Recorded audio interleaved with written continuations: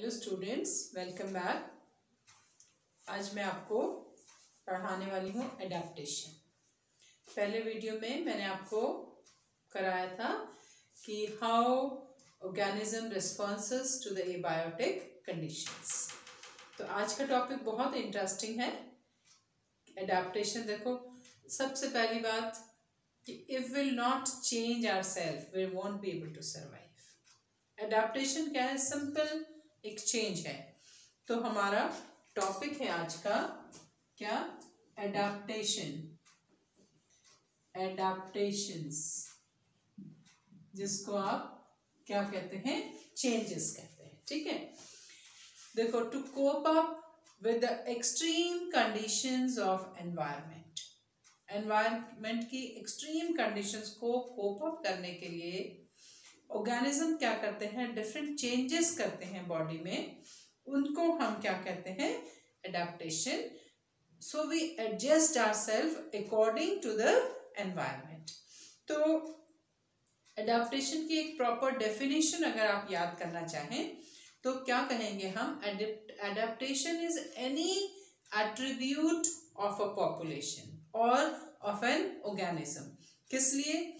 This is adaptation को अगर मैं डिफाइन करूं कि ये कोई भी स्पीशीज या पॉपुलेशन का एट्रीब्यूट है to adjust themselves for their survivality and for reproduction. और ये एट्रीब्यूट्स क्या है हमारे? Attributes means quality. क्या क्या क्वालिटी है? तो that is physiological, morphological and behavioural. Fine. तो हम क्या कह सकते हैं एडेप्टेशन को? Any morphological,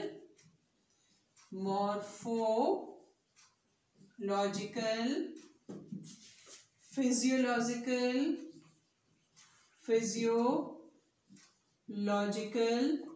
and behavioural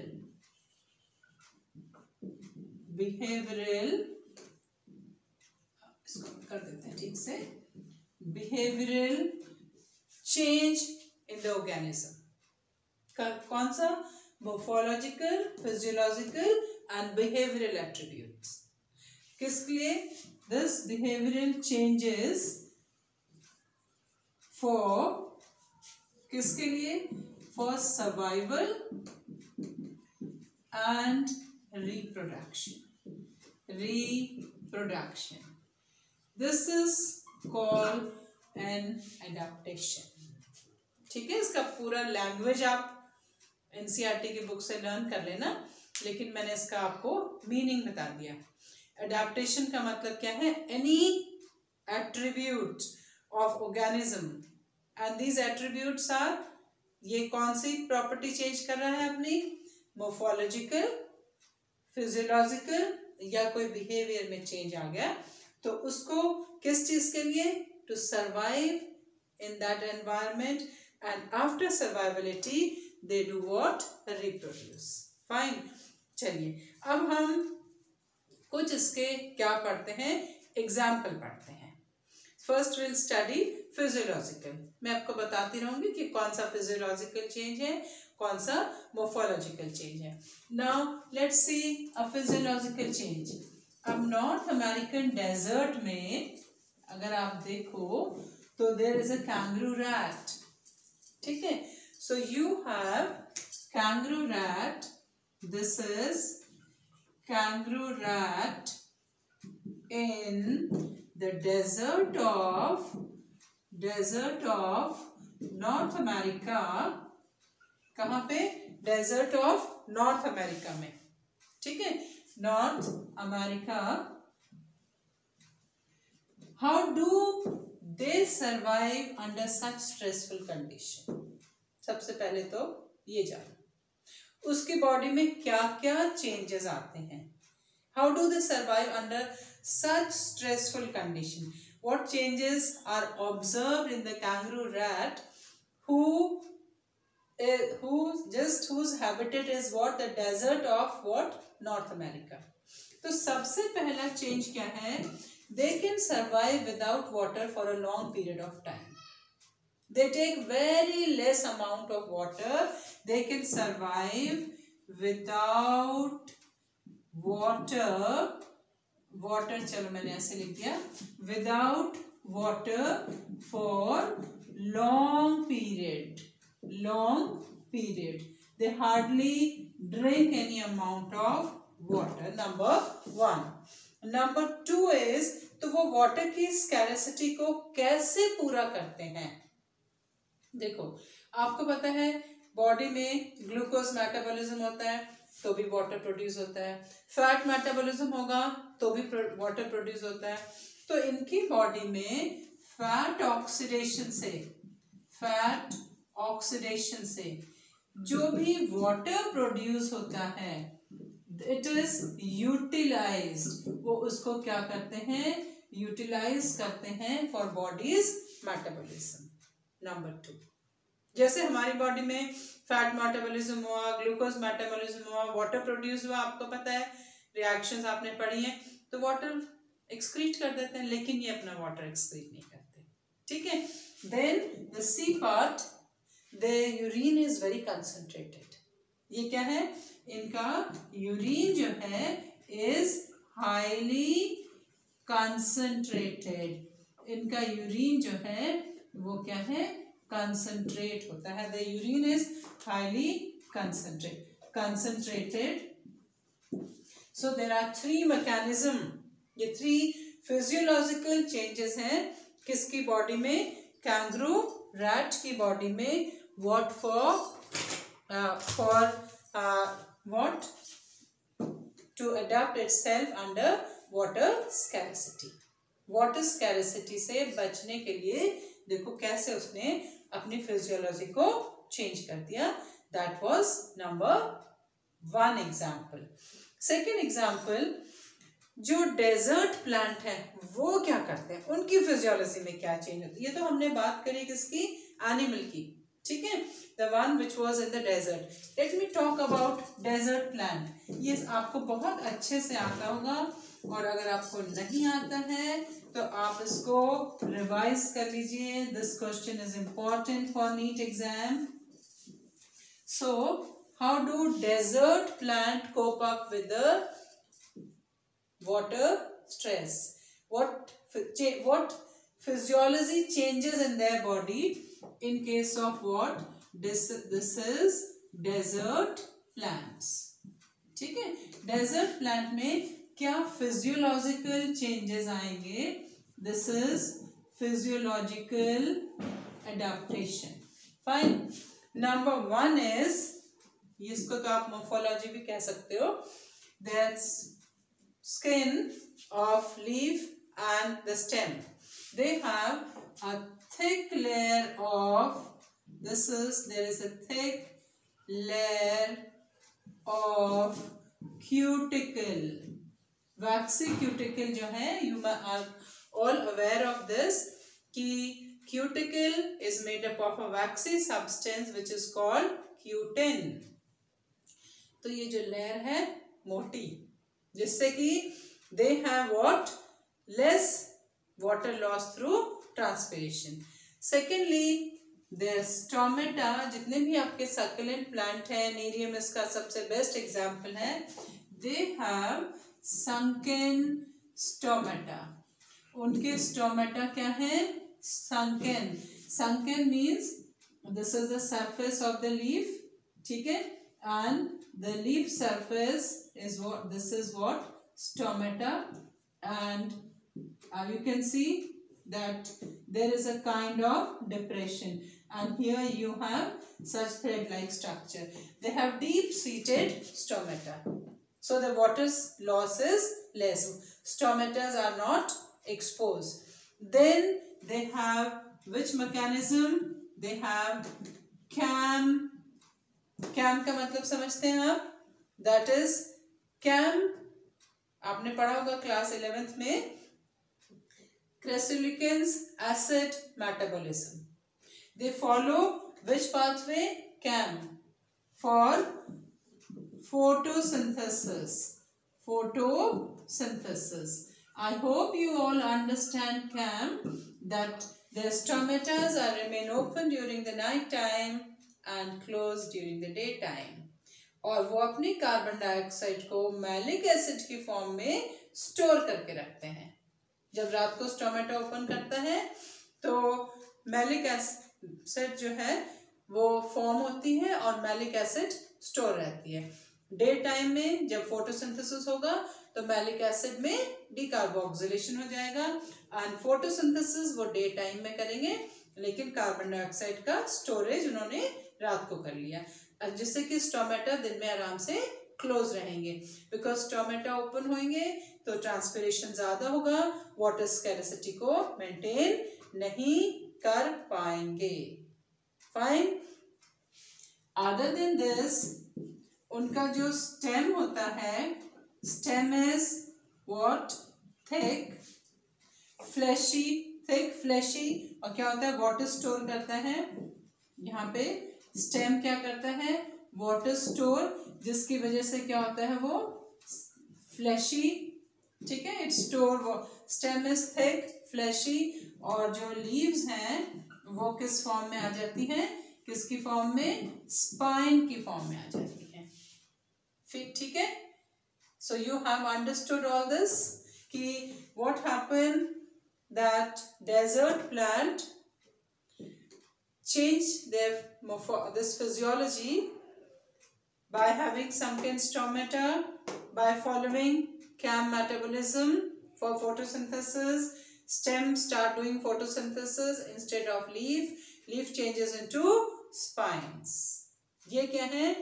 These are the changes that occur in desert plant to adapt themselves for survivability and for reproduction in desert condition. I hope I made myself clear. आप समझ गए होंगे कि desert plant survive और reproduce करने के लिए अपने अंदर क्या क्या चेंजेस लाते हैं। चलिए अब मैं आपको एक बात बताती हूँ, एलेन्स रूल। एलेन्स रूल क्या है कि the animals which are found in the polar region, Allen's rule क्या है? जो एनिमल पोलर रीजन में है उनकी जो एक्सट्रीमिटीज हैं, appendages like your hands, ear, they are small. उनके छोटे छोटे कान, छोटे छोटे लेग, क्यों? जिससे कि उनकी बॉडी का सरफेस एरिया क्या हो जाएगा? कम हो जाएगा, और सरफेस एरिया कम होने से हीट लॉस कम होगा। ठीक है, तो मैमल्स क्या करते हैं? ये एलेन्स रूल फॉलो करते हैं। Mammals in the colder region, आपके कौन?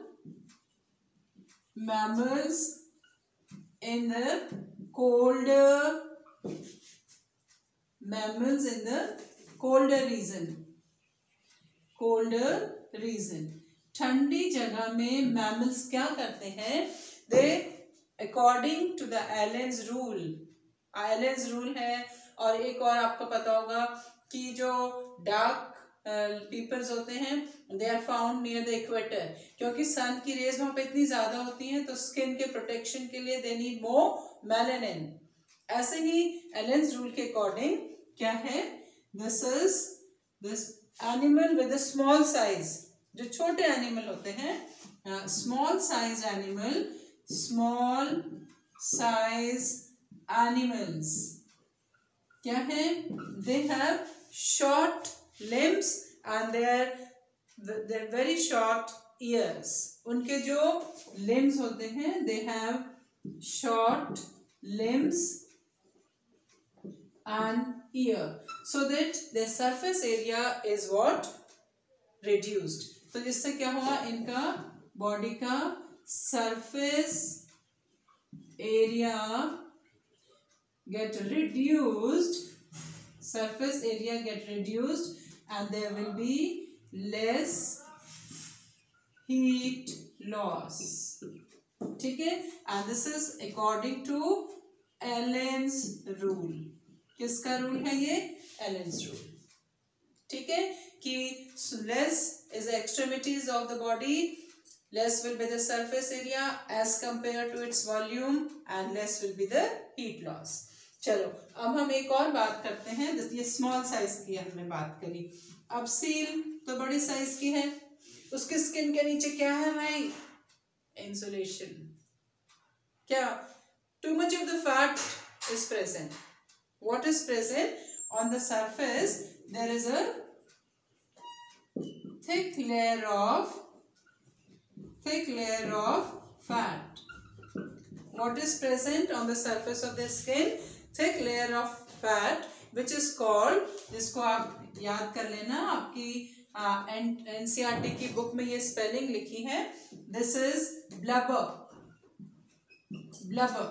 Thick layer of the fat is present which is called blubber and it acts as an insulator. किसकी तरह काम करा इसने? इंसुलेटर की तरह। देखो भाई, मोटे लोगों को वैसे भी ठंड कम लगती है। क्यों? क्योंकि उनकी स्किन के नीचे क्या है? बहुत सारा फैट प्रेजेंट है। फाइन। सो ये हमारे कौन से चेंजेस थे? मोर्फोलॉजिकल चेंजेस, है ना। देखो क्या हो गई? बॉडी की मोर्फोलॉजी चेंज हो रही है। So we have different kind of changes, morphological, behavioural. अच्छा चलिए अब हम और एग्जाम्पल पढ़ते हैं। आप जरूर कभी ना कभी ट्रैकिंग पे गए होंगे या हाई एल्टीट्यूड पे आप कभी केदारनाथ गए होंगे, या आपका मन करा होगा कि चलो भाई हम रोहतांग पास चले जाएं। Whenever we go to the higher altitude, what happens? If you go by a bus or you by the car, तो क्या होता है? Many people they suffer with what? क्या? This is altitude. सबको क्या प्रॉब्लम होती है? This is altitude sickness. ये altitude sickness क्या है? When you go to the high altitude, जब आप high altitude में जा रहे हैं, more than what? 3,500 फीट की हाइट से जब आप ऊपर जाना शुरू करते हैं तो you feel what? nausea. आपको nausea, you feel fatigue, you feel vomiting sensation. आपको vomiting sensation आपको होगी। You feel very restless. आपकी जो heart palpitation है, आपकी heart beat जो है, your heart beat will increase. तो ये सब क्यों हो रहा है? This comes under what? Altitude sickness. Actually में क्या होता है? हम नीचे रहते हैं और high altitude पे, in plain area and in high altitude, there is a difference in the air pressure. ठीक है? तो when we are on the plane, air pressure is normal and our body is adapted to this. So when we breathe in, you all know that RBC transport the gases और वो हमारी body के लिए काफी है। लेकिन जब आप हाई एल्टीट्यूड में धीरे धीरे आप जा रहे हैं तो क्या होता है कि हमारे RBC का नंबर तो उतना ही है, लेकिन एयर का प्रेशर कम हो गया, तो हमारे पास ऑक्सीजन का जो लेवल है बॉडी में वो धीरे धीरे कम होने लगा। तो आप ये सारी प्रॉब्लम फेस करेंगे। कभी भी हम हाई एल्टीट्यूड में जाएंगे तो in one go we don't go, हम क्या जाते हैं? Stepwise. अगर आप कभी ट्रैकिंग में जाएं बहुत हाई एल्टीट्यूड में, छोटी मोटी की कोई बात नहीं, तो there is a process called acclimatisation. थोड़ी दूर जाके आपको रेस्ट करना है for some time so that your body becomes normal. Actually normal कैसे होगी? हमारा आरबीसी काउंट बढ़ जाता है।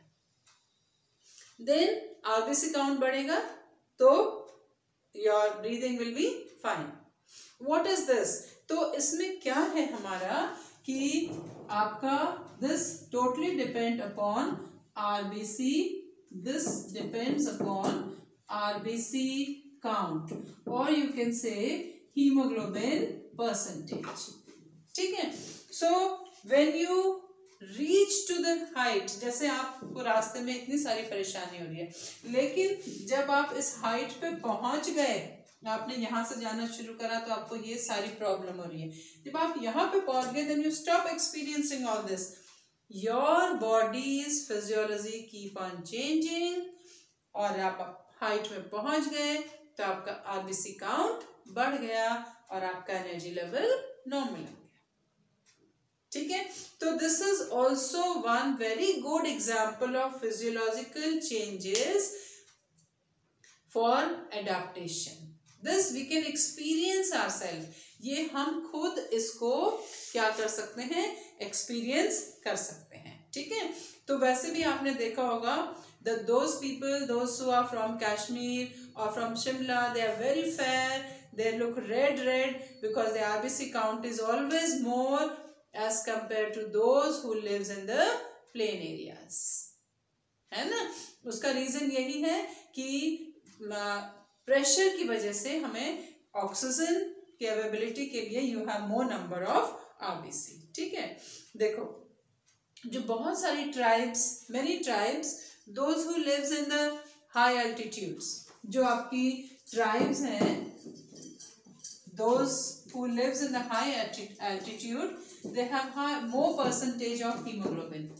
उनका जो hemoglobin percentage है, तो many tribes,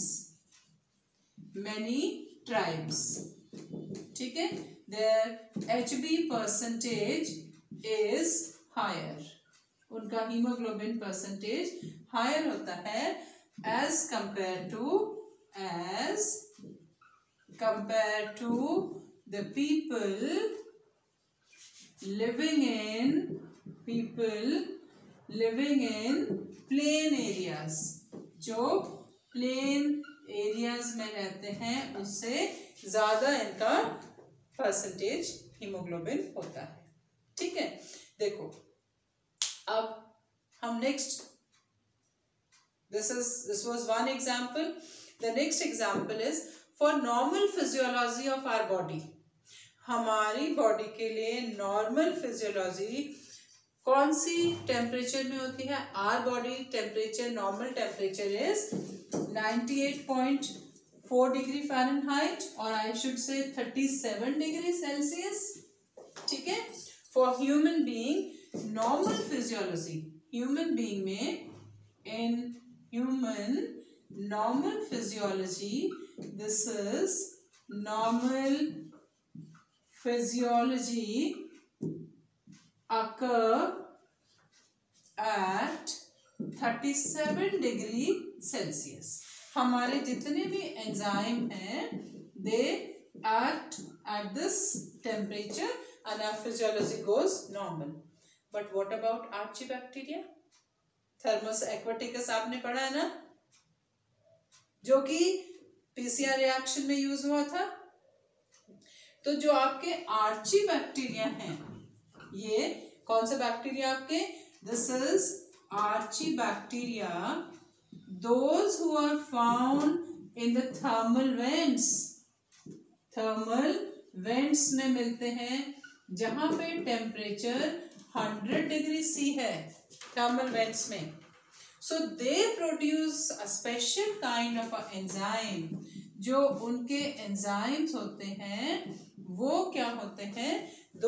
These enzymes, they can work at very high temperature, heat resistant enzyme होते हैं, है ना।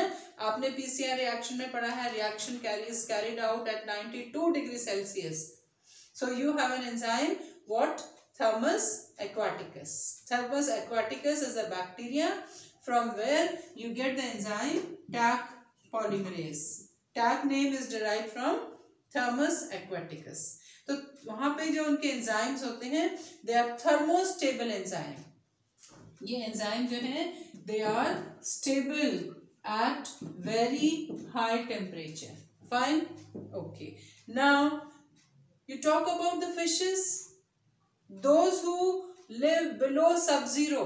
देखो जो फिशेस हैं, जो हमारी फिशेस जो अंटार्कटिका में रहती हैं, कौन से? सब जीरो टेम्परेचर में, सब जीरो माइनस में। How do they survive? उनको तो फ्रीज हो जाना चाहिए, लेकिन वो सर्वाइव करती हैं। उनकी बॉडी में क्या प्रेजेंट होता है? They have something anti freezing, and they have anti freezing substance, उनके पास एंटी फ्रीजिंग प्रोटीन होती है. Fine. Now those fishes, those who lives in the great depth of the sea, how do they survive with a very high pressure in such depth? So they have what? Some biochemical adaptation. Now अब आपकी क्या है, ये जो fishes हैं, they are present just at the bottom of the sea. You can say at the great depth in sea. जो सी में बहुत ज्यादा डेप्थ पे प्रेजेंट होती हैं, उनकी बॉडी में क्या होता है? They also have a kind of biochemical adaptation. उनके पास भी एडेप्टेशन है, दैट इज बायोकेमिकल एडेप्टेशन. ये तो हमने बात करी फिजियोलॉजिकल एडेप्टेशन, मोर्फोलॉजिकल एडेप्टेशन. अब देखो भाई बिहेवियरल एडेप्टेशन क्या है. देखो आप जब बहुत सारे बच्चे मेरा वीडियो देख रहे होंगे from different parts of the country. Many of you may be living in hot places, many of you may be living in the places where the temperature keep changing. तो some time when it is very cold outside, what we do, either we use what, the heater, or when it is sunny we go out and do sun basking, है ना. And if it is very hot then we be inside and we use either AC or some other things. Fine. So this is nothing but the behavioral changes. What are the behavioral changes? This is what? Behavioral adaptation. Like you have desert lizard, जो desert में रहने वाली ये जो आपकी lizard है छिपकली, तो ये मोर्फोलॉजिकली अपने को चेंज नहीं कर सकती और ना ही इसमें कोई फिजियोलॉजी चेंज होती. तो ये क्या करे बेचारी, ये अपना बिहेवियर चेंज कर लेती है. ये क्या करती है?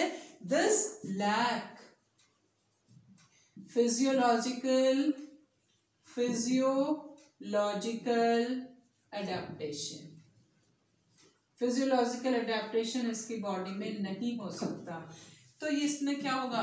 Behavioural change. ये क्या करेगी? सन बास्किंग. सन बास्किंग का मतलब समझते हो ना, धूप में बैठ जाती है और जब टेम्परेचर इसका नॉर्मल हो जाता है फिर. Fine. We also do sometimes sun basking. अच्छा, और दूसरे जो एनिमल्स हैं, this is one example of behavioral change. Other example is burrowing. Many animals go inside their burrow. burrow में चले जाते हैं अपने अपने, है ना. And they live inside their burrow and they follow which habit? Burrowing habit. Because अंदर जो है temperature, soil के अंदर temperature is normal, so they follow which habit? Burrowing habit. ये क्या है? कौन से चेंजेस है हमारे? Behavioural changes. देखो कितना इंटरेस्टिंग टॉपिक था ना. और नेक्स्ट मैं आपको पढ़ाने वाली हूँ पॉपुलेशन, और पॉपुलेशन के डिफरेंट एट्रीब्यूट्स. तो मेरे वीडियो को लाइक, सब्सक्राइब एंड शेयर करना. Thank you.